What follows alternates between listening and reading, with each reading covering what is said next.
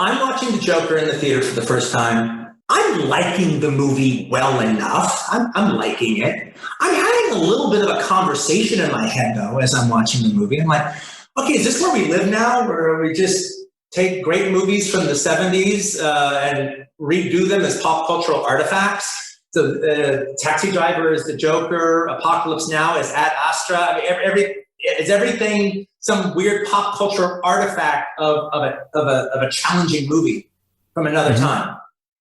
On the bad side of Joker, I would say through most of it, well, it's a little one note. On the good side, well, the movie actually moves pretty quick, especially for like a forced perspective, oppressive movie like that. The movie actually tells its story pretty efficiently. Then it gets to the talk show sequence in The Joker, the talk show scene. It encompasses all of these things on a profound level. A level that I think is over most viewers' heads, frankly, to tell you the truth. And you feel the entire atmosphere in the theater change. It's not suspense. It's beyond suspense. They are riveted. It's everybody is completely plugged in. I've talked to people, if you saw this movie on an airplane, if you watched this movie streaming, if you watched this movie on DVD, you didn't fucking see the movie. You got a hand job as opposed to having great sex. You got a hand job as opposed to a threesome. No, actually, watching Joker by yourself is a pretty good hand job. All right, it's not a threesome.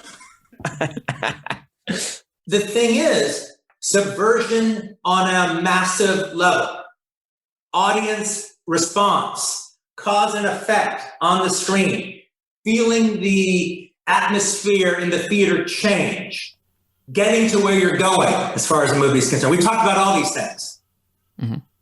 But the subversion on a massive level, the thing that's profound is this. Is it's not just suspenseful.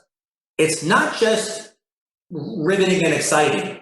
The director subverts the audience because the Joker's a fucking nut.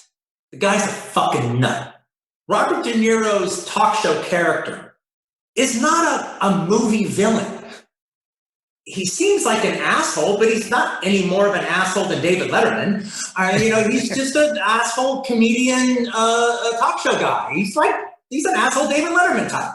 He's not a movie villain. Doesn't deserve to die. He hasn't, he's just an asshole. And people like asshole comedians. Yet, while the audience in the movie theater is watching The Joker, they want him to kill Robert De Niro.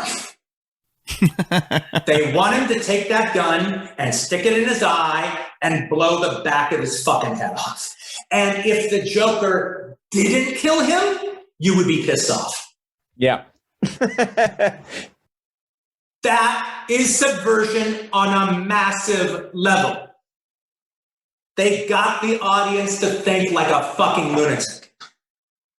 And to want something that they would never, and they will lie about it. They will say, no, I didn't. And they're fucking liars. They did. I was lured to go see Joker 2, which I really liked. They had a Joker 2 in the big IMAX theater. The thing is, one, I really, really liked it. Really a lot, like tremendously. And I went to see it expecting to be impressed by the filmmaking. But I thought it was going to be an at-arm's length intellectual exercise that ultimately I wouldn't think worked like a movie, but I would appreciate it for what it is. And I'm just nihilistic enough to kind of enjoy a movie that doesn't quite work as a movie that's like a big giant mess to some degree. And I didn't find it an intellectual exercise. I really got caught up into it. I really liked the musical sequences. I got really caught up. I thought the more banal the songs were, the better they were. I found myself listening to the lyrics of For Once in My Life in a way that I'd never heard them before. I thought basically, not as indebted as it is to Taxi Driver, but as much as the first one was indebted to Taxi Driver, this seems pretty fucking indebted to Natural Born Killers, which I wrote. Not as indebted as Taxi Driver, but pretty fucking indebted. And that's the Natural Born Killers I would have dreamed of seeing. As the guy who created Mickey and Mallory, I loved what they did with it. I loved the direction he took. I mean, the whole movie was the fever dream of Mickey Knox. It was fantastic. Not only that, there's even a classical element. To me, the film was very, very similar to Peter Ebenson, the George du Maurier novel, which they made into a movie. Henry Hathaway did it with Gary Cooper and Anne Harding, the grandfather of Daphne du Maurier. And it follows its storyline pretty almost exactly. So it's a weird mix of Peter Ebenson with, which is a beloved by the surrealist. Yeah. So to me, all that worked. Now, on top of all that, I thought it was really funny. Now, it was a better situation being in an almost empty IMAX theater, so I could laugh without bothering everybody. I know I'm laughing at scenes that other people wouldn't be laughing at. But I thought it was really some really funny shit in there. But when he sang "If You Go Away," I was in tears. But actually, that song always makes me cry. I thought he pulled it out. It's the same thing. It's the same thing that people said about it's different. It is different, but the same point applies. People said about what's his name in La La Land. Well, does he sing good? Well, it doesn't sing good, but he sounds like him. Actually, but I actually think again, I don't think it, but I think it goes beyond an intellectual exercise. I actually think he sings the songs well enough in his non-singing way to commit to them as drama, as where the lyrics are his monologue, and I think it worked. I think he gives one of the best performances I've ever seen in my life in this movie. Yes, but I also think you guys are just taking it like way too seriously. But another way you could say it that is maybe a little funner is that Todd Phillips is the Joker. The Joker directed the movie. The entire concept, even him spending the studio's money, he's spending it like the Joker would spend it. All right, and then his big surprise gift, the Jack in the Box, that when he offers you his hand for a handshake and you get a buzzer with 10,000 volts shooting you, is the comic book geeks. He's telling fuck you to all of them. He's saying fuck you to the movie audience. He's saying fuck you to Hollywood. He's saying fuck you to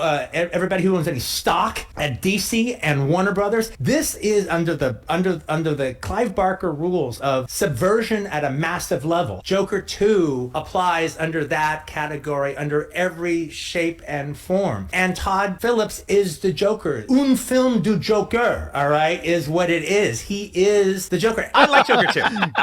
I know you did. I will defend Joker 2. Not that I need more fucking press on that. If you're a film fan today, you're not just dealing with today's films. You're dealing with this insane archive that catalog that goes back to Rocky.